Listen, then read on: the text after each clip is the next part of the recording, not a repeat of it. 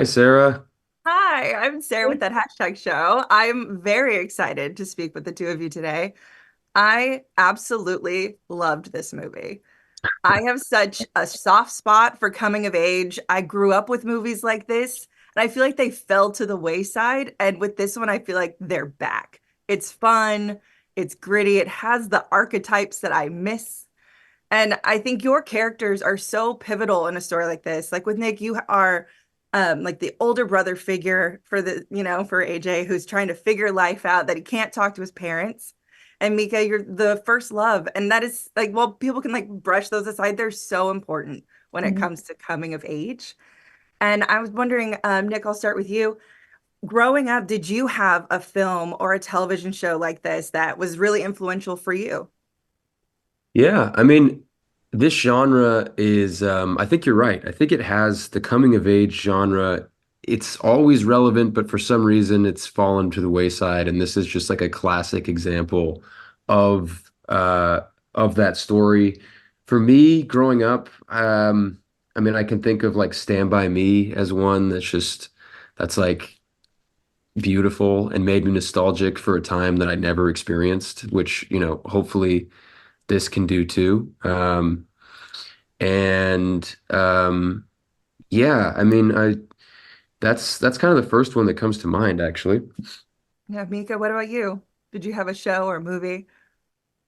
Um, I mean, I watched Titanic a million times before I turned 10. But no, I mean, I did grow up watching a lot of like 80s and 90s coming of age movies. My parents like I cannot tell you how many times I've seen like Better Off Dead, Weird Science, Pretty in Pink. Like it was just constant. So that's kind of those are the movies that I grew up on, which made me so excited to read the script for this movie and get to be a part of it because I was like, oh my God, it felt like being a part of something that I grew up on, if that makes sense. It does. Mine was Now and Then. I love that there was like all the different girls. My girlfriends and I would pick who we were. You know, you know, I was always Christina Ricci. Um, Choice. and I love that this movie was filmed in such a tiny town. I'm not sure if you guys grew up in small towns. I did, and Where'd you grow up? in Virginia, Nice. like a Yeah. yeah. And I was talking with the boys, and they were saying like fun nights for you guys were going to Walmart and while waiting to film. And I need to know what else were you doing in this small town to entertain yourselves? Um, Uh, I feel like Gabe and Connor and Mika became like this little like roving squad that was just going through Nebraska City and causing mischief. There were some local bars that we would frequent sometimes, the Wagon Wheel, I think it was called, and the the wheel. pool and Walmart. There was a golf course. I mean, it did feel like you were really entering into the movie just by the fact of like being in this town, being around, people that Adam himself grew up with and that are actually in the movie. Like it just felt like you were entering into this sort of place that had been frozen in time a little bit. Um, there was a movie theater, there was a Walmart. Um, yeah, I don't know. You guys got into, yeah, I don't know. We had fun out there. I think it felt like, it just, yeah, I just feel like it was so conducive to the film itself, just to be in the actual setting. It's like, uh, you didn't have to, you know, you didn't have to imagine it. It was just there. Yeah. We broke into the pool one night. Jumped off the diving boards. We rode around in the bed of Adam's dad's truck, the real life judge's truck. We did a lot of stuff that like you don't really get to do.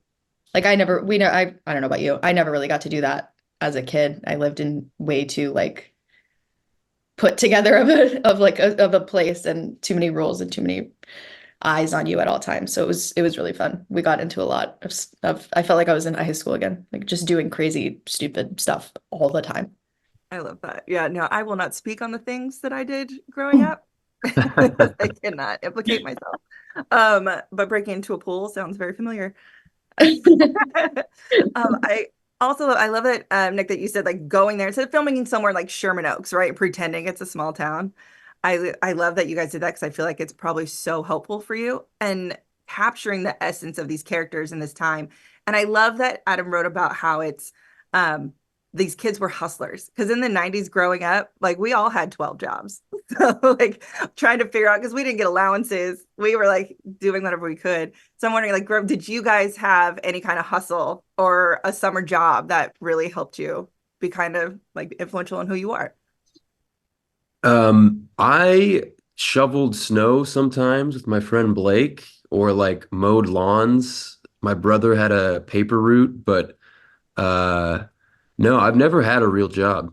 I've always been doing, I've always been doing this. This is a real Uh, job. Take that out of your mouth. oh yeah. No, it is real. It's real. But yeah, I did a little bit of that growing up.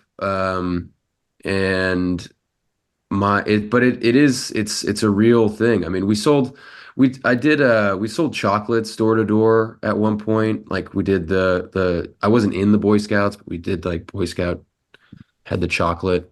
Um and yeah, I mean it's sort of fun as a kid. You're like you sort of that it's like exciting, you know? It's like, whoa, we could actually like get 20 bucks out of this and like go to the store and have some autonomy. It's like that, it's like a fun, exciting thing that feels new at that time. And um, I think that's captured really well in the film because, yeah, these guys are straight hustlers. Like they will, you know, they will do anything for a buck. And I think it really just comes down because for them, like money equals freedom. They can do what they want if they have a little bit of money. Um, and so they both kind of think big and shoot for the stars. Uh, and yeah, I don't know. Mika, did you have a job? No, I mean, I've always done this, but no, I mean, I did do a lot of like lemonade stands with my friend down the street.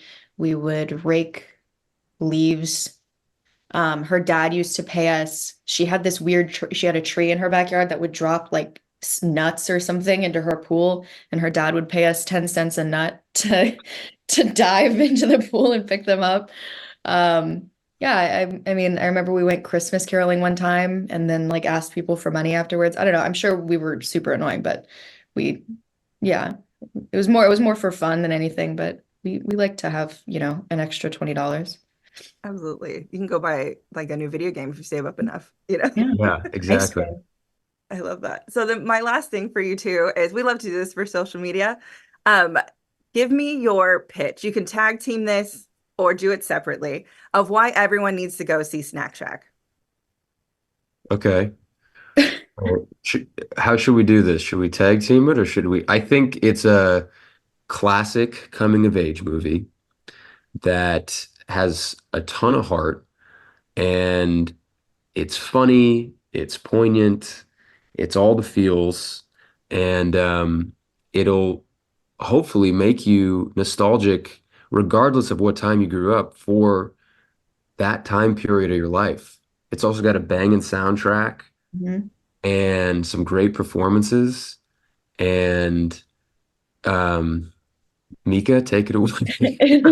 It'll make you laugh a lot. It'll hopefully make you cry. It'll make you yeah, I think you'll just have a lot of fun. We've both seen the movie many times and it's always a good time. It really transports you into the world of being a kid again, which um is super refreshing. I think it's a very refreshing watch.